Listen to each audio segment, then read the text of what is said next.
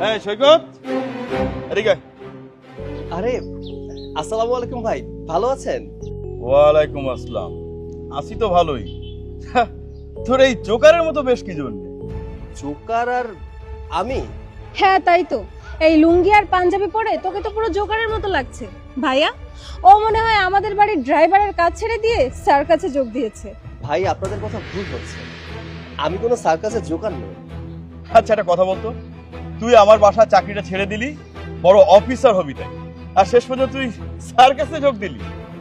আরে ভাইয়া, তুমি যে কি বলো না, আজকে যদি আমি বলি কালকে আমি বড় বিজনেসম্যান হয়ে যাব, এটা কি রাতারাতি সম্ভব? কখনোই সম্ভব না। আর যদি বিজনেসম্যান হতে হয় তাহলে তার জন্য টাকার প্রয়োজন, ট্যালেন্টের প্রয়োজন, যা এসব ছোট লোকদের কাছে নেই। আর তার থেকে বড় কথা হচ্ছে, এদের মতো গরিব মানুষ যদি বিজনেসম্যান হয়ে যায়, কোটিপতি হয়ে যায়, তাহলে আমাদের বাড়ির কাজ করবে কারা, গাড়ি পরিষ্কার করবে কারা? একদম ঠিক বলেছিস। আমি যদি আগে জানতাম যে আমাদের বাসার ড্রাইভারের চাকরি ছেড়ে দিয়ে ও জোকার হবে, তাহলে তো ওকে আমি আমাদের বাসার ড্রাইভারের পাশাপাশি জোকারের চাকরিটাও দিতাম, রাত্রে এসে লাইভ মনোরঞ্জন করতাম। ভাইয়া তুমি যে কি বলো না, তবে কি জানো তো ভাইয়া, তুমি একটা কাজ একদম ঠিক করেছো, ওকে আমাদের বাসা থেকে বের করে দিও।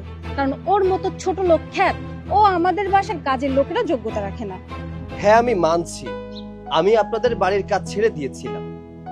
আমি কাজ ছেড়ে দিয়েছিলাম এই কারণে যে আমার বাবা মা চাইতেন আমি বড় অফিসার হই। কিন্তু আমি তো কোনোদিন আপনাদের সাথে খারাপ আচরণ করিনি। তবে আপনারা এখানে আমাকে অপমান কেন করছেন? বাবা, অপমান? জোকারের আবার অপমান বোধ আছে? এই, তোর কি কোনো মান সম্মান আছে যে তুই অপমান বোধ করছিস? দেখুন, প্রতিটা মানুষ চায় জীবনে যেন সাকসেসফুল হতে পারে, আর সমাজে বড় কোনো কাজ করে সে যেন মাথা উঁচু করে বাঁচতে পারে। শুনুন, গরিব হয়ে জন্মগ্রহণ করা দোষের কিছু না, কিন্তু গরিব হয়ে মৃত্যুবরণ করা দোষের। আমি জীবনে পরিশ্রম করেছি শুধুমাত্র আমার পরিবারের মানুষকে সুখী করার জন্য।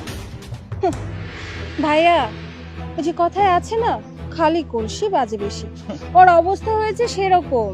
তুই কিছু পারিস আর না পারিস, লেকচার দিতে খুব শিখেছিস। আচ্ছা, তুই কি জোকারের পাশাপাশি হকারিও করছিস নাকি? শোন, বলার সময় বড় বড় কথা সবাই বলে, কিন্তু কাজের সময় বেলুনের হাওয়ার মতন ফুস।